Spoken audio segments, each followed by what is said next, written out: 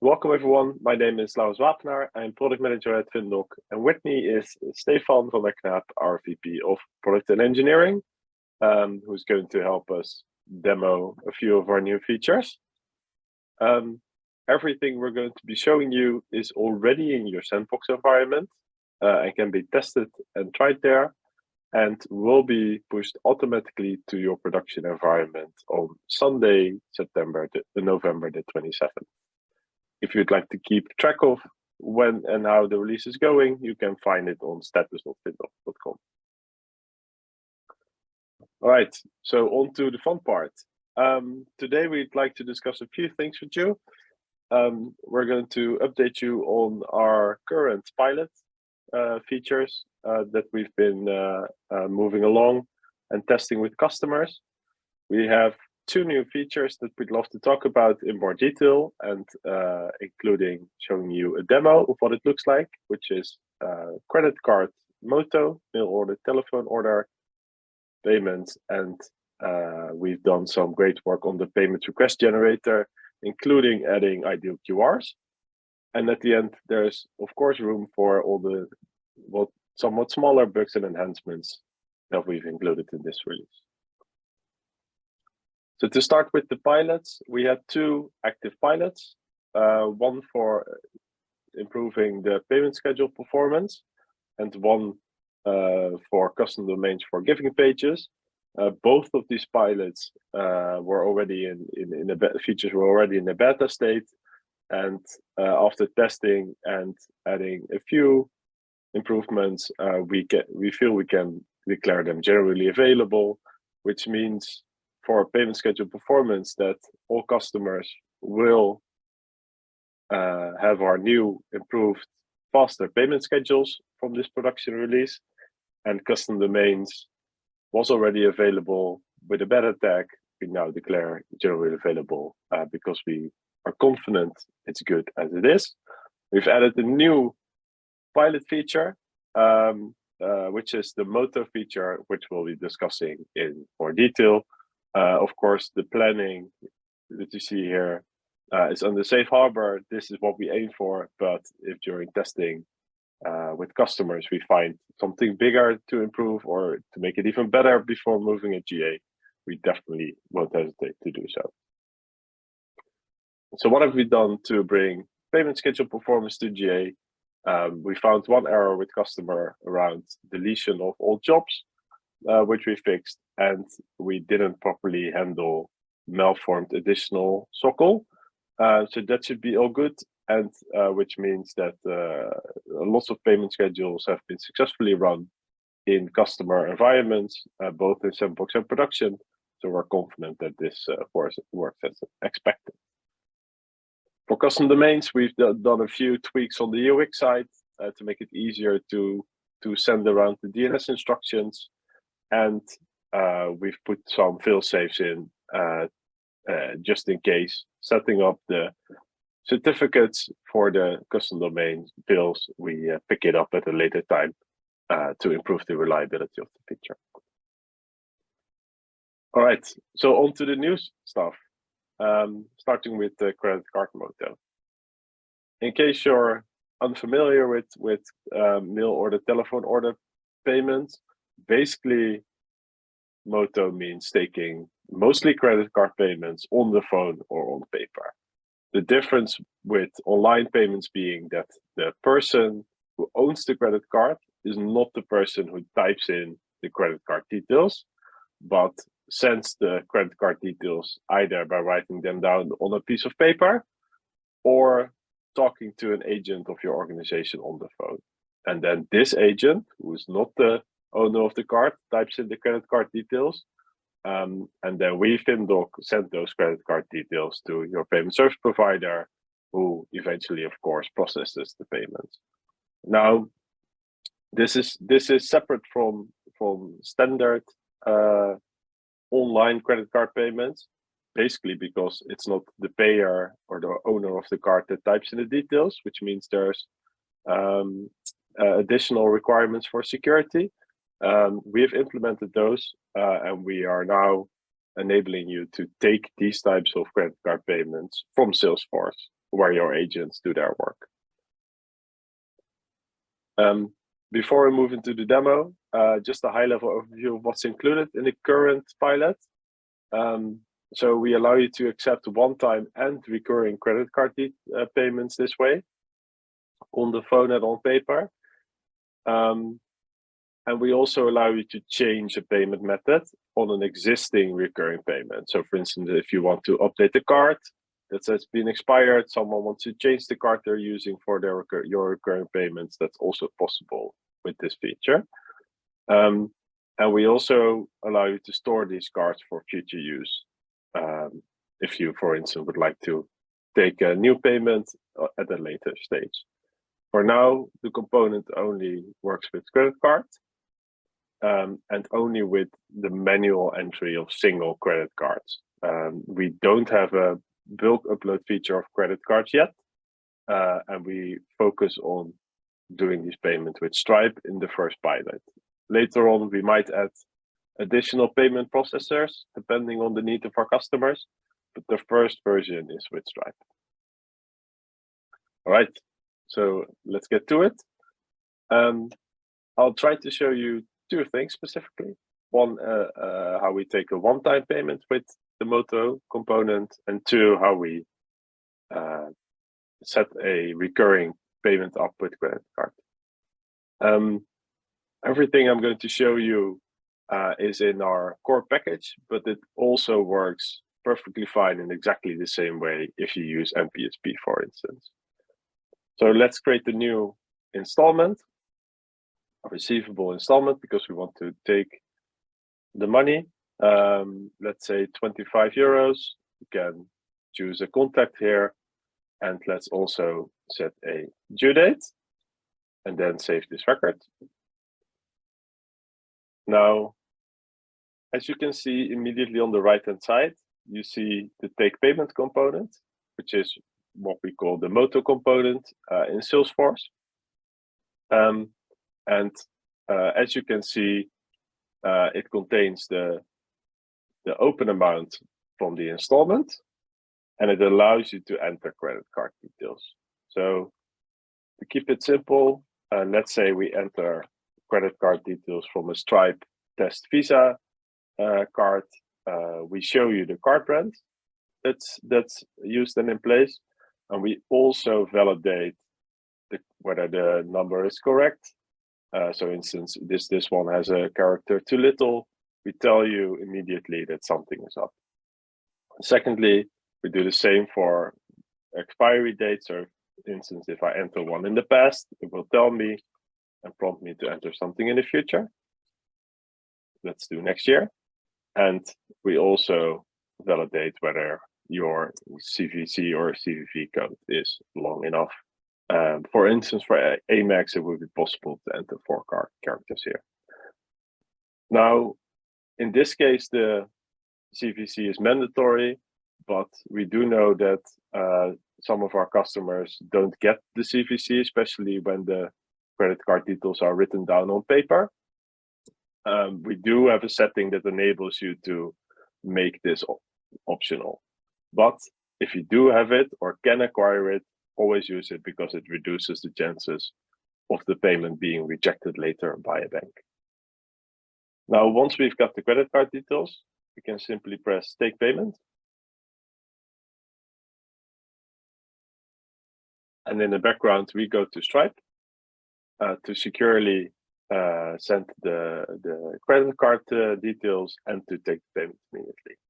Now, one of the things we find important here is that we immediately give the agent updates on what's happening. So for instance, if Stripe didn't accept the credit card or accepted the card at first, but the payment didn't go through, we tell you here as well with a big red cross.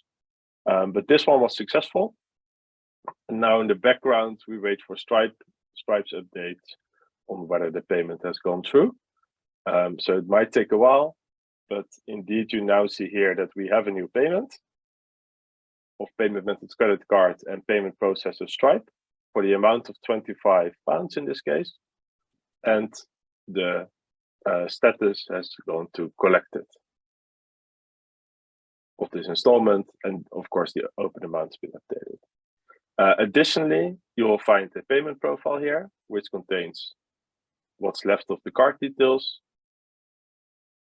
So in this case from Stripe, we only get the last 4 digits, and we don't store the actual credit card details, which greatly reduces the scope for all the security requirements and compliance things around credit cards. That's it for one-times, but we can also do this for recurrings. So let's take an existing recurring payment that originally had a PayPal payment set up, as you can see here, and we're going to do exactly the same thing. We're going to enter the credit card details. This is incorrect, of course. And we are going to set up the payment. Now, in this case, we don't take a payment immediately, right? But we do set up the new card with Stripe. And then in the background, again, Stripe sends us the information we need to create the payment profile and the mandate. And if we refresh the page after a while, we should, and I didn't check whether we were at 117 before. No, this is still PayPal, so this will take a little bit of them.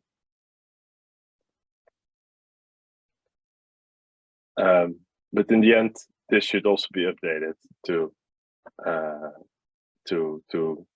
Stripe credit card and a mandate that we can then use in our payment schedules to collect against. Now that's what I wanted to show you. Going back to our slides. Now, the way I showed you this was from the layout of an installment or a recurring payment. This could also have been an MPSP opportunity or recurring donation. But we do know that our customers often craft very detailed journeys in, for instance, Salesforce Flow, when it comes to setting up a new payment or a new recurring in the system, including things like adding a campaign or some specific code or maybe adding an allocation.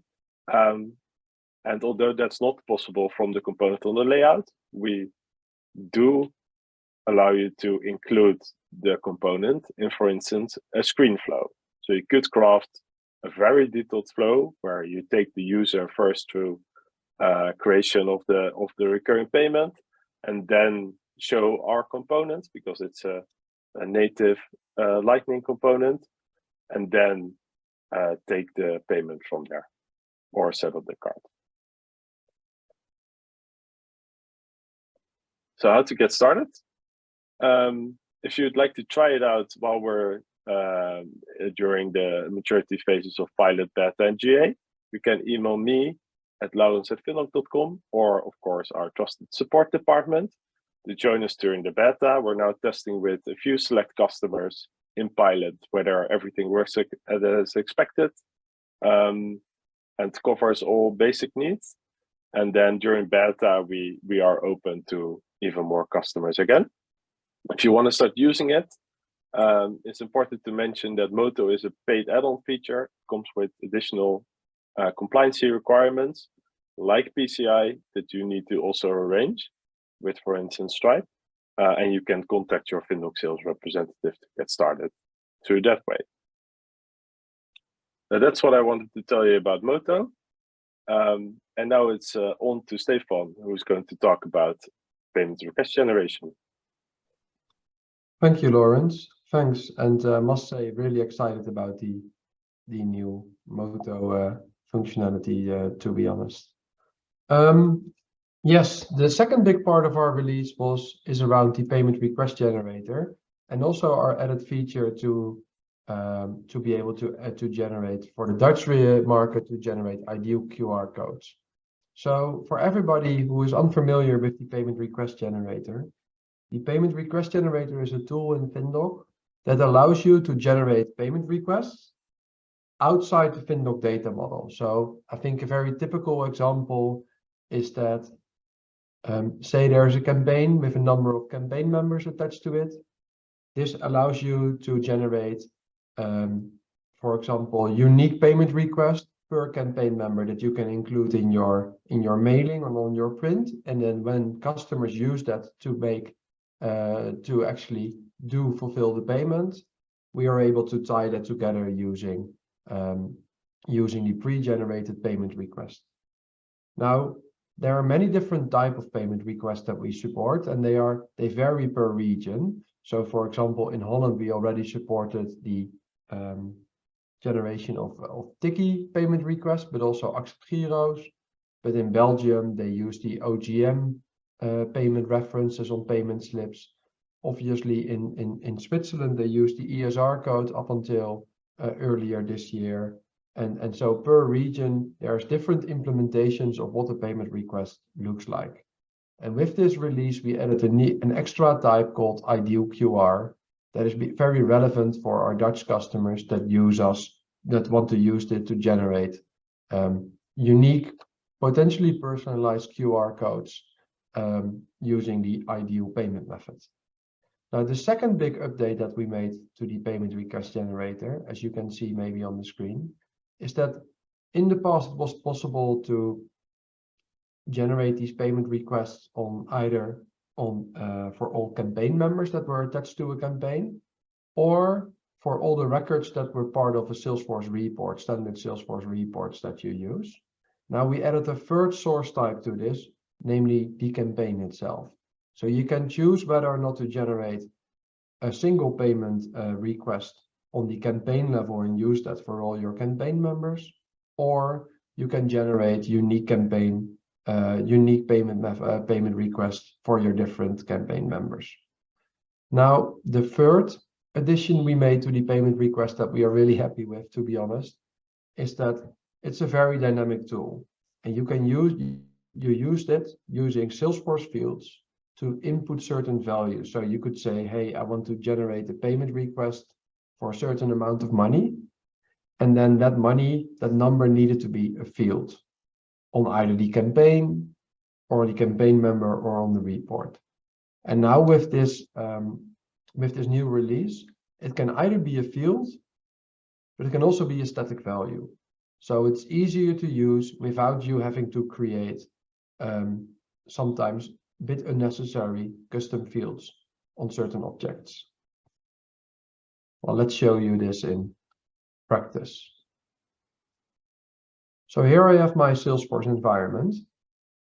And for this demo, we are going to create a new campaign. So for example, the autumn yearly campaign. And we make it active. We start today, and the campaign is finished at the end of the year. Now, for this demo, obviously, I'm going to generate the payment request on the campaign, not on the campaign members, so we don't have to create campaign members. And the way you can do that is we have an object called the payment request generator, and you can generate the payment request. So I'm going to call this payment request for the autumn campaign. And when I go to this record and I open it, I need to choose what type of payment request do you want to generate. And this varies locally.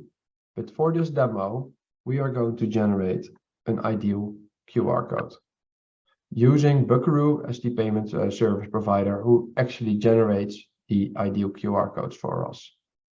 Now, I can choose whether or not to create an open or a closed payment request, meaning is it like a payment request that says, please pay, for example, 10 euros?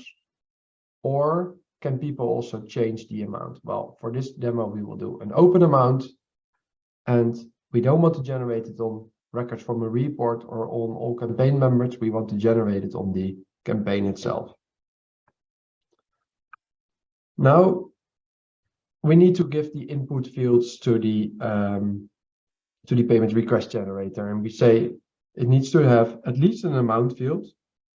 And instead of taking a field, we will now take a value saying, for example, it's 10 euros.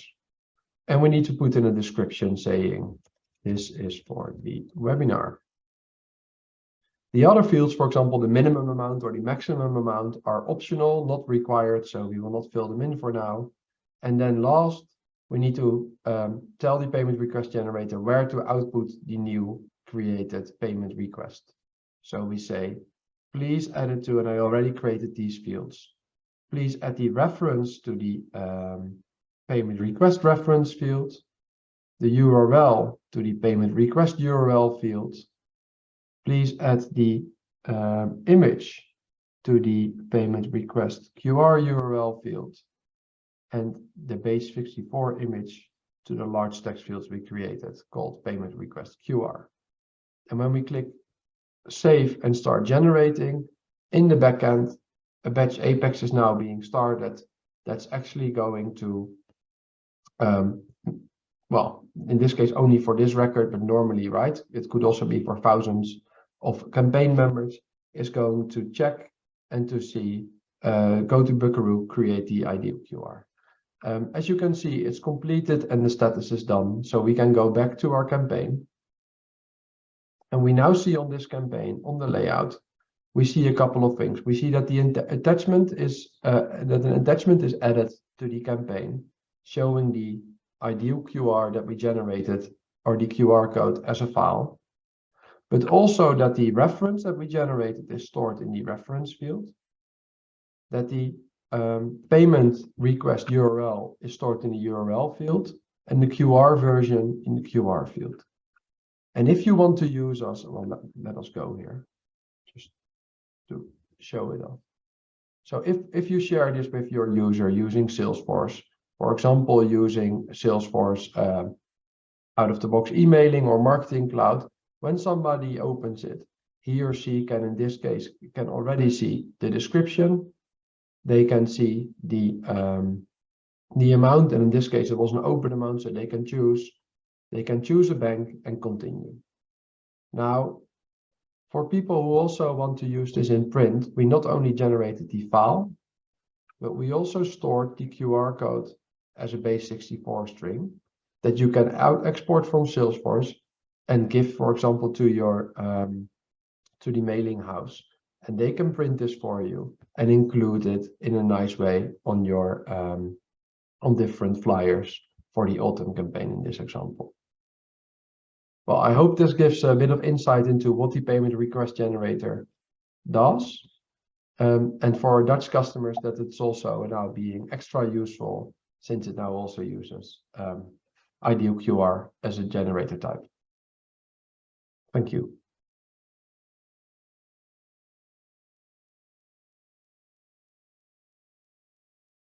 All right, thanks Stefan for this demo of ideal QR and the payment request generator improvements. Now on to our bugs and enhancements.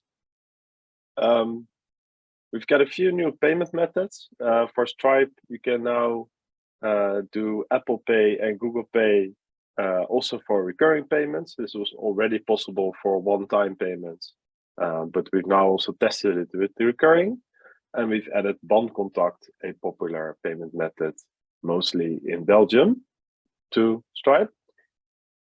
And then as part of the core FinDock package, you can now generate references for QR bills, which is the replacement of the space ESRs, so the payment slips.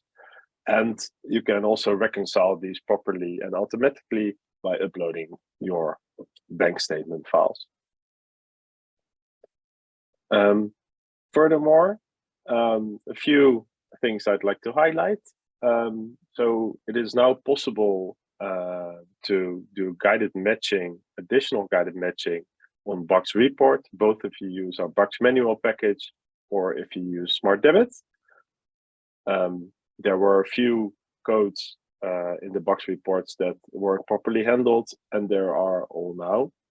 So you can extend our out-of-the-box logic there easily. On the next page,